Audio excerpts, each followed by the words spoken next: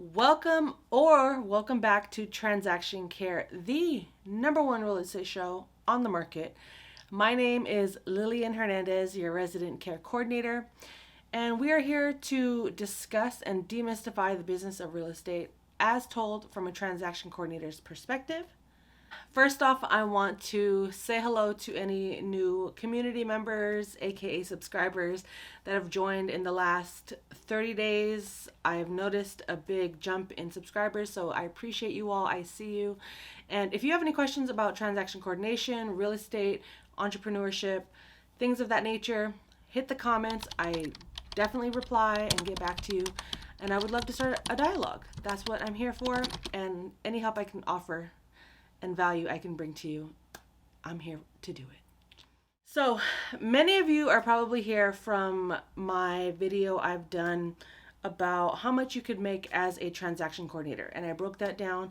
And if you have not watched it, go ahead and click the pop-up screen that'll pop up right above me, and the link will also be in the description below for you to check it out. And if you're brand new, if you're curious about a career in transaction coordination and want to know how much you can possibly make, check it out. But in this episode, as you see from the title, I'm going to get into the nitty-gritty of things. I'm going to discuss some of the stresses that can occur as a transaction coordinator, as well as an entrepreneur. Real estate is definitely a high-paced, fast-paced, intense industry to work in, believe it or not. It's more than just signing on the dotted line or getting the keys to the house. There are hundreds, thousands of steps that must be taken before you even get to that point. And even when you get to that point, there is still going to be more steps after that.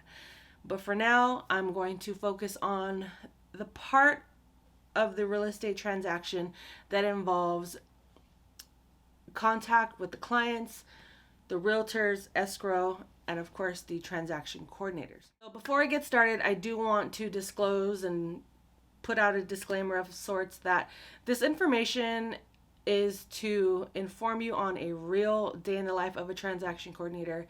It is for informational purposes only. It is not intended to discourage anyone or scare you away. If you do have a passion or a strong interest to do this as a job, a career, a business, you got to know the real deal, right? And you don't want to come into this blind. You don't want to come into this with so many things pending.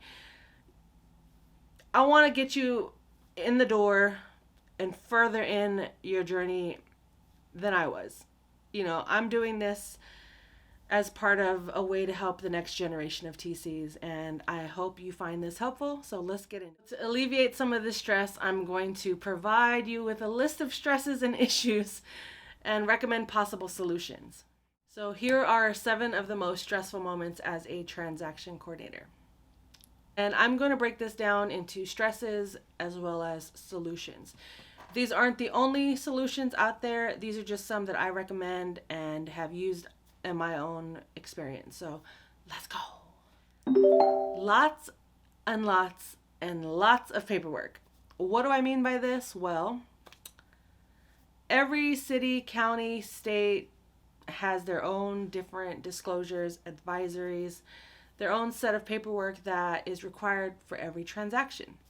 So if you don't have a system in place to keep all of that in order, to keep everything organized, your checklists, your templates, things like that, or some sort of transaction management system, you will start to feel like you are drowning in paperwork. And there are times when even the most organized people can find themselves just as stressed out, just as disorganized. But if you have most of those things in place, it will help you tremendously. Because at minimum, it's different for every transaction, but at minimum, you're roughly dealing with at least 20 different disclosures, and each item can range from 50 to 100 to 1,000 pages for just one packet.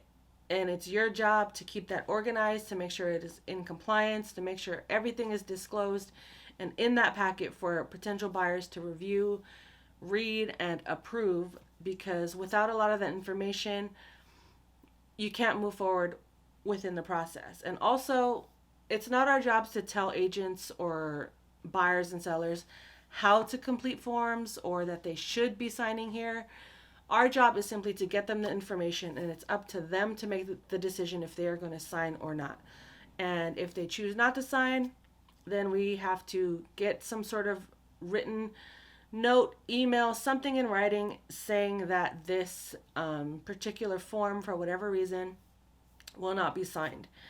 It is our jobs as transaction coordinators to do our due diligence, to get these items signed, to put them, to request them to be signed. But sometimes people just don't want to sign. So you just have to, I don't chalk it up as a loss. As long as I've done my at minimum 3 requests, I've exerted all my options. I've reached out to my agent. I've reached out to the buyers and sellers. I have a paper trail of the requests, and I've noted my file. And as long as our compliance and brokerage is notified about that, you should be good to go. This job is very time consuming. What do I mean by that? You are, depending on the volume of your files you're processing at a time and the types of property it is, single family, residential, condo, commercial, multi-unit, mixed use. There's a variety of homes that are being sold out there on the market, vacant lot, tenancy in common. And if these don't terms ring a bell to you, I highly suggest you do more research, take courses, read about it, so you can get familiar with these terms. But depending on, like I said, the volume of your work, the type of property, this job is it can be very time consuming to sift through a lot of the same exact papers all day, every day, making sure everything is signed by all parties properly in the right places and on time. In terms of time, a time breakdown, you're definitely spending more than an hour on each transaction, I'll tell you that much. And that's regardless if you have an assistant, you're working alone. In total, you will definitely be spending more than 1 hour on each transaction. There will be a lot of back and forth. There isn't really a definitive amount of time you will spend on a transaction. On average, I would say anywhere between, at the very bare minimum, if everything is perfect and done on time, I would probably say 2 hours on the low end if you combined all the time, because that 2 hours could be spread over a week or a month's time span, because you're not always going to get all the inspections done on time. But it just depends on the amount of time you spend checking your email and whatnot. So on the very low end, 2 to 4 hours, maybe on the higher end, 6 to 10 hours. You just have to factor in how many people are involved, how many times are you having to touch your file. Not just that, keep in mind, time consuming also considers this job being as a transaction coordinator. If you are an entrepreneur, this also includes running a business, marketing, posting on social media, cold calling, sending newsletters, doing trainings, coaching, meetings. All of that factors into you being successful at this job. So the amount of time you spend on files, you also have to factor in the amount of time you're going into enhancing your business, enhancing yourself, working on your mental health, and all of those factors factor into how much time you spend on this as a job. So most people say I quit my 9 to 5 to work 24/7 as an entrepreneur, and I think that's hilarious. But if your gut and your instincts are telling you this is the route I want to take, the time won't even matter. And I'll get into that in future videos, but I think if you're in it, you understand. And once you get a taste of this type of lifestyle, you'll start to do things in order to maintain it, and you won't even realize that you're working around the clock sometimes. That's why mental health is so important. But anyway, some solutions to it being time consuming is that time management is key. I did an episode on day in the life of a transaction coordinator. Go check that out right here.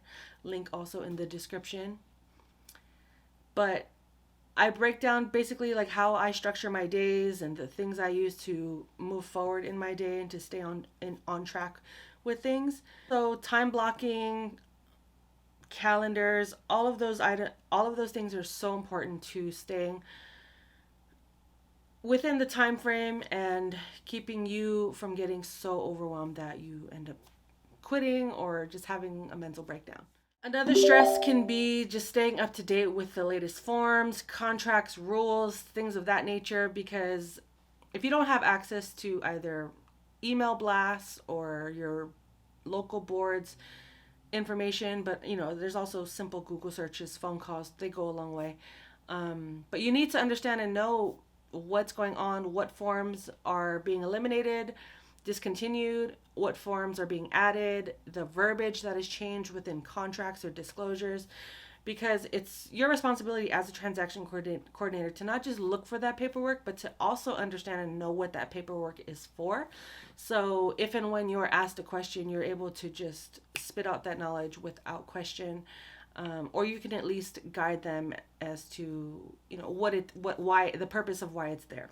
So learn and grow as you go is what I say. Utilize your brokers, office managers, join newsletters, join Facebook groups, make friends with other transaction coordinators that are either on the other side or in Facebook groups. You find them online. Hi, I'm here. My name is Lillian Hernandez.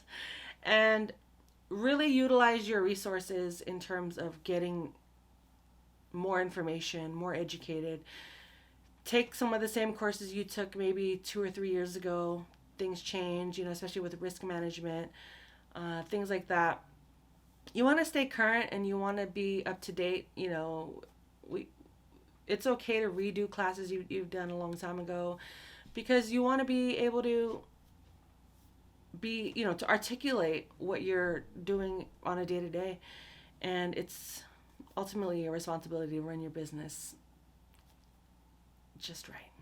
Also, boundaries will be crossed. I emphasize this a lot. You have to set boundaries as soon as you onboard whoever you will be working with, because if you just kind of leave it open-ended, they will take advantage of that. It's like, it goes back to that saying, you give an inch, they take a mile.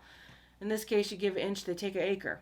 And this is just from personal experience. I know when I'm just going with the flow, their flow tends to be chaotic, fast-paced, demanding, annoying, rude, and I don't like that. So for instance, you want to set your hours of operation and availability right away. You want to let them know, I do not work on weekends. I do work on weekends, but I work from this time to this time, Monday through Friday, Saturday through Sunday, or I don't work on Fridays because I have to do XYZ. You don't typically have to explain yourself, but it does help with transparency for whoever you are working with, for them to understand your life and if ultimately it will be a fit or not. Now, when it comes to contracts and disclosures, transaction coordinators, we do not sign for anyone on anyone's behalf. I don't care how much pressure they apply. I don't care if they said, I already read it. It is not our job to put ink to the paper. It is not our job to hit sign and complete. No. We can tag documents. We can email lists of what to sign, but we don't tell them you have to sign anything, because it's not our homes that are being sold or purchased. And we should not be forcing people to sign anything that they do not want to, because ultimately the liability will fall on them if it so happens to fall into a lawsuit. And if they come back and say, well, the transaction coordinator forced me to sign this document, I didn't want to sign it, and now we're here in court, and it just spirals into this big mess, and I'm not here for that. I do not want to have to use my E&O insurance or have to hire an attorney or get caught up in any kind of lawsuit like that. So keep that in mind as some of the best practices that occur within a transaction as a TC. As well as having others follow and respect your boundaries. respect your boundaries as well. I know it could be easy to say, well, they just need this one thing done. It only takes me 5 minutes. They don't know that, but I know it's only going to take me 5 minutes. But that 5 minutes might turn into an hour, 5 hours. And are you taking away from quality time that you could be spending with family, with friends, sleeping, working on some other projects that need attention? Just be mindful. I know some people like to go above and beyond for their clients and for their customers, and they want to show them that I'm available 24/7 at, for whatever you want to do, whatever you need. And if that's how you work and that's how you operate, I'm not judging. No disrespect at all. Do you? Because everyone operates differently. And to me, as long as we're all getting the job done, whichever route you decide to take is up to you. But we're all going in the same direction towards that close of escrow date. And however we get there, as long as everything is in compliance, has been managed properly, legally, and communicated thoroughly, I feel like if it's your choice to go above and beyond and let everyone know you work 24/7, or that you're willing to sit down with buyers and sellers and review every single line item on the contract or every disclosure, that's up to you. If that's how you choose to operate, then like I said, everybody operates differently. And in my experience, I just prefer to have my boundaries set and respected, and I value my free time and the hours away from my work more than I do being tied up at a desk 24/7. I have lived that life. I've done it. And honestly, I just haven't received, I just didn't ever think I was receiving the proper respect or care when I was doing those things. If anything, I was just being thrown more things to do, and that's great. And, more money is awesome, but it really is true, more money, more problems. And you just have to pick and choose your battles, what your values are, what your boundaries are, and what your end goal is, right? If I just want to make enough and I'm able to do that by doing X, Y, and Z, so be it. If my job is to become a millionaire in 2 years, and then I got to do what I got to do sometimes. You got to sacrifice. You got to work long hours. You got to put in the time and effort. But you can't judge someone or assume they're doing it wrong if they take a different route than you have, because everyone's goals and objectives and desires are different. And no one TC is doing it the right or wrong way, considering you're not breaking any laws or disrespecting or hurting anyone physically or mentally or anything like that. But I just think it's important to have your boundaries set, and sometimes you may not know what your boundaries are, and you just have to learn the hard way or the wrong way or the right way.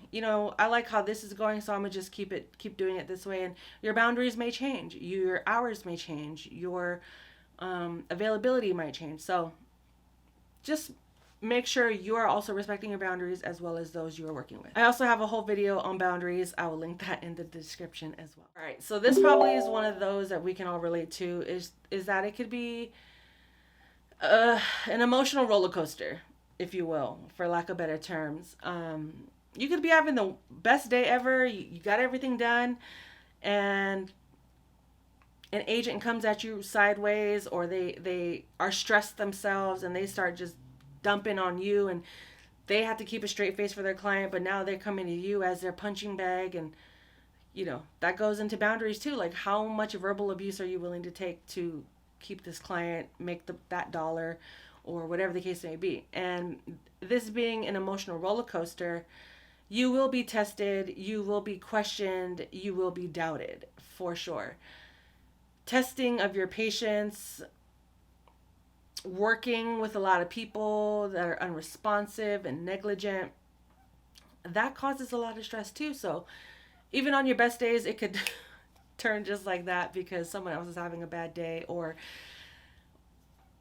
you may start to get insecure because they're insecure. And it's a lot of feelings, it's a lot of emotion, and imposter syndrome might kick in. Just, I suggest trying not to take things as personally, or, you are not inadequate.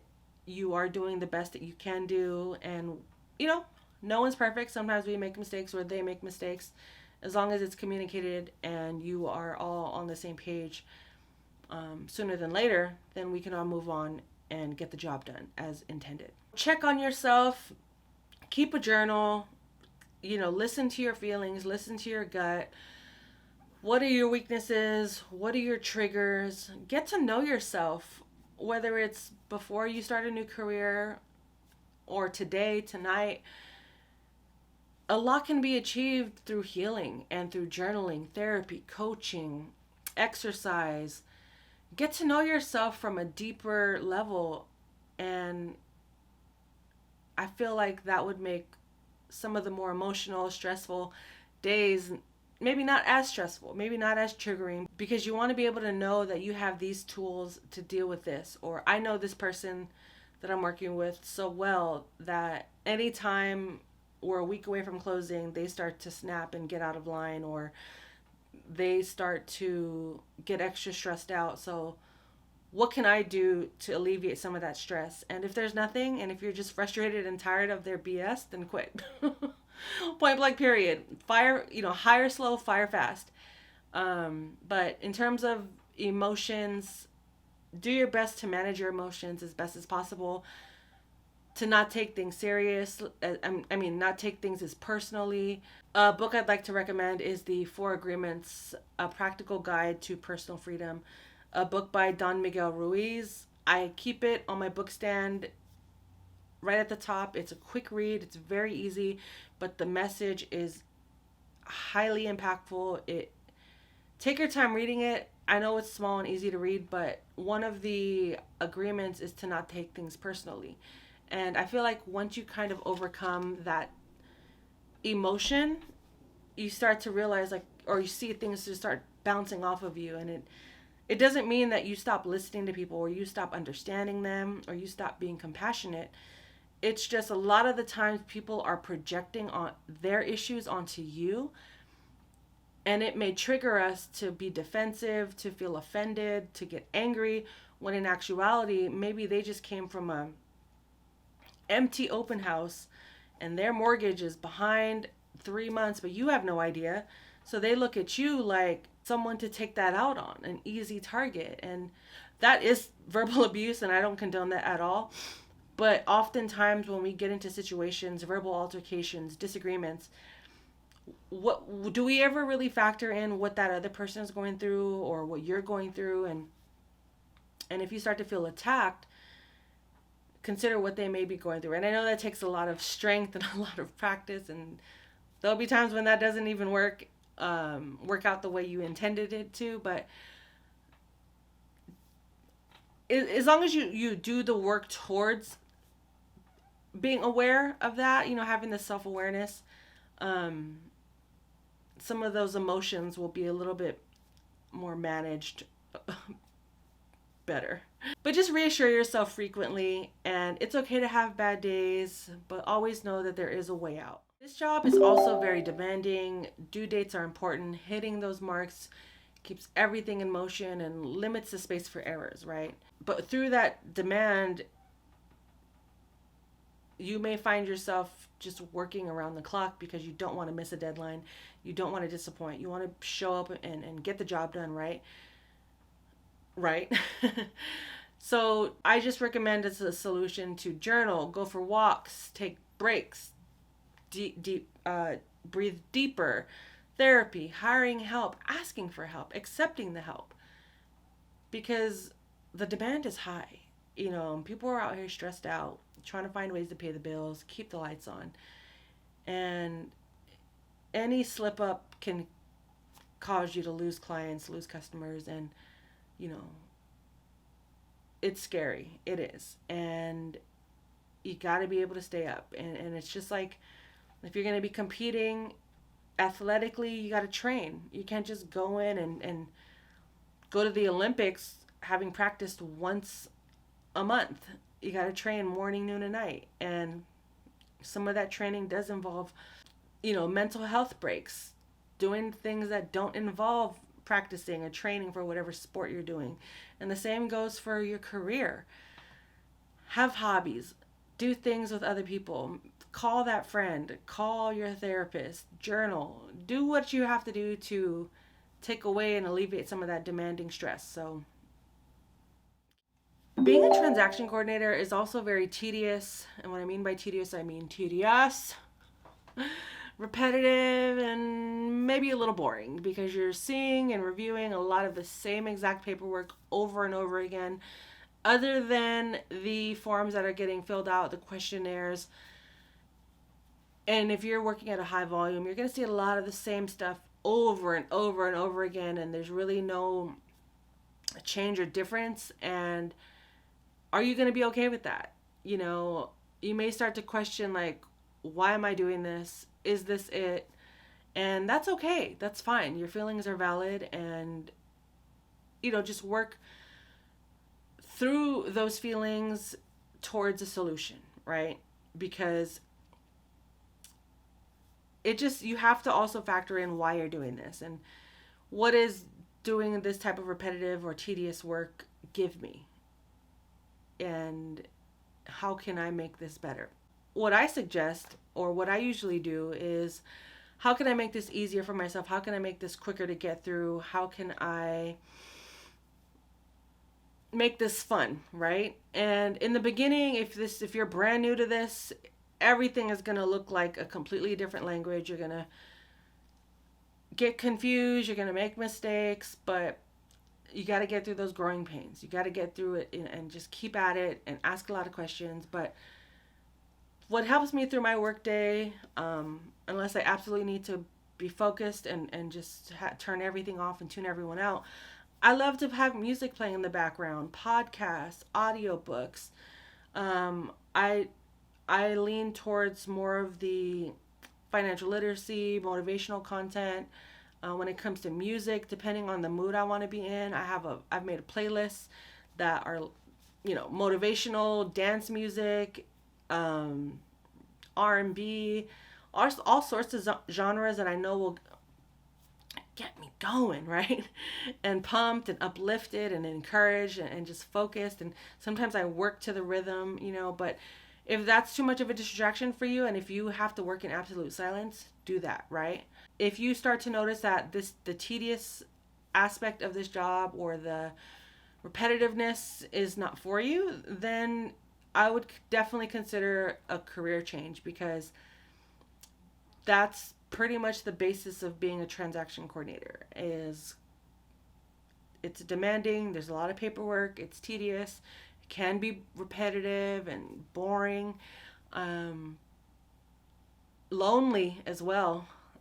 Prioritizing your mental health is so important as well. But if none of this is for you, I would consider a career change, and that's okay. You have to realize that paper pushing part of the job simply isn't for you. You gave it a strong try, you gave it a strong fight, but you're ready to move on, and that's fine too. So your feelings are valid, period. But lastly, I think dealing with people that are unresponsive is one of the more stressful aspects of this job, because you start to feel like having an incomplete file is a reflection upon you and your abilities and your work ethic or your skill set, and it's not. It truly is not, because yes, working with those on the other side, or it could even be the agent you're working with or the buyers and sellers that you're working with, it can be annoying. It slows down your process. You may have an incomplete file, the anxiety starts to kick in, but we can't let fear rule everything we do. I'm talking to myself. You wonder, will I get fired for this? No, you won't. If you're not doing your part to try to get things done and to get a response out of everyone, that means emailing, calling, texting, asking, if your buyers aren't being responsive and you've done everything, exhausted every option, ask your agent for help. Like, hey agent, I need help. Can you nudge your clients to review this, to sign this, or whatever the case? Talk to your broker, your office manager. Have them contact whoever is not being responsive, because ultimately you want to have a complete file. You don't want anyone to get in trouble. You don't want anyone to be liable or negligent for anything. So do your due diligence. Exhaust every option you possibly can before you call it quits, and just note your files accordingly. Keep all of the correspondence in order, noted in the file, added to the file. It will go a long way and you will be okay. Take a deep breath.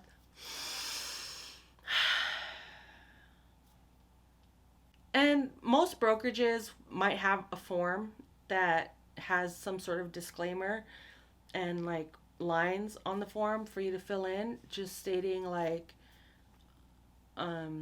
we've attempted this many times to contact insert name of person to sign the following, but they have not responded. You know, whatever legal jargon that is required. I know one of the brokerages I work with, they have a form, and then basically whatever is missing, you just list it on that form, and as long as our client sign, we're covered. That's the most important part, is that we are covered. So I hope that list was helpful. My goal is to be as transparent and honest with you all here. I know in any career we choose to get into, or entrepreneurship journey we embark in, it's not going to be easy. It's going to be tedious. It's going to be stressful. Every aspect of the world is stressful. This time right now is stressful. But if we put in the time and the effort to alleviate some of that stress, and to listen to ourselves, and to comply with whatever is put in front of us to get the job done, it's going to be okay. It will all get worked out. It will all get done.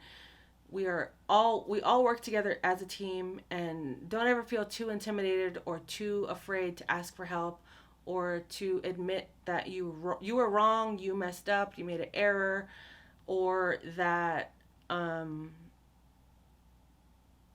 something was missed. Because yes, you do run the risk of possibly losing a client, a customer, your job, whatever the case may be. Big risk, but I guarantee you will learn from that mistake. I hope you do, and you take into consideration that moment. You remember that feeling, and you just do everything you could possibly do to not make those mistakes again, and to be better, and to grow and learn from that. You know, it's not the end of the world, but I do understand it is a heavy job. It is a heavy weight to bear, and we do carry a large responsibility in this process of real estate, and we do have an important job. And if anyone else tells you that being a transaction coordinator is not important, that it's an easy job, or that all you do is push paper all day, they are wrong.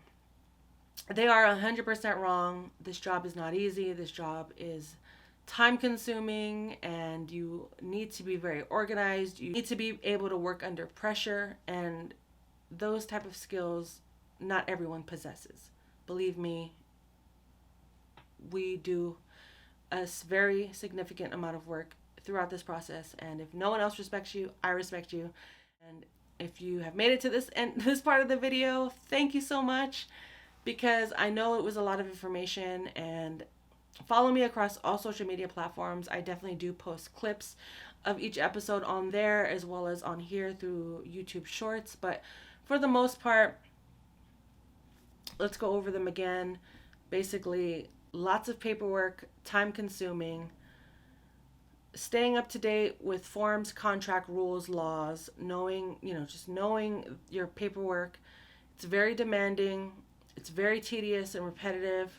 Some may say boring. Your boundaries will be crossed, disrespected, ignored. It's an emotional roller coaster. So much so, like twists and turns and flips and dips. And you will work with people that are unresponsive.